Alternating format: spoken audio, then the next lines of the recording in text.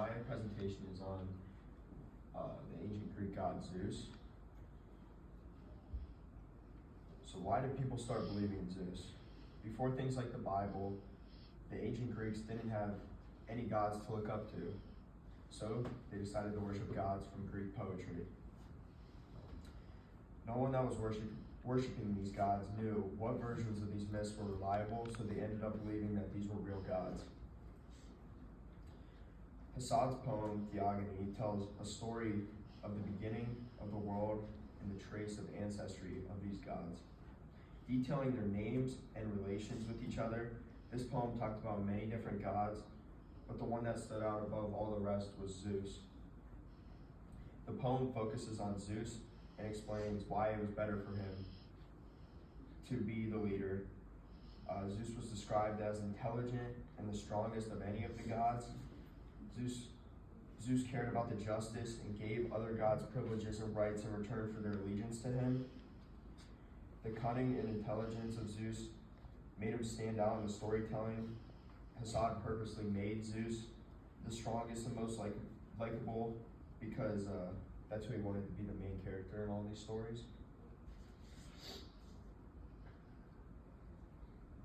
So how did people start worshiping Zeus and showing that they were worshiping him? People began showing Zeus how much they loved and worshiped him by building statues of him. Zeus possessed numerous shrines and sanctuaries. Hadrian, the Roman Empire, dedicated a temple and statue, one we're seeing that exceeded all other statues. It was made of ivory and gold.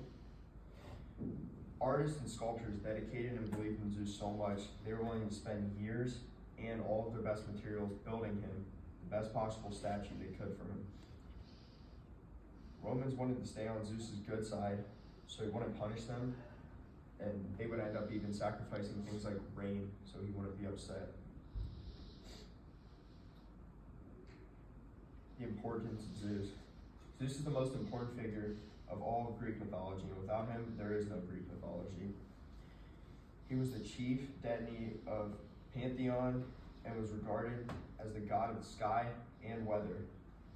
He was also a father of many gods and men in Greek mythology.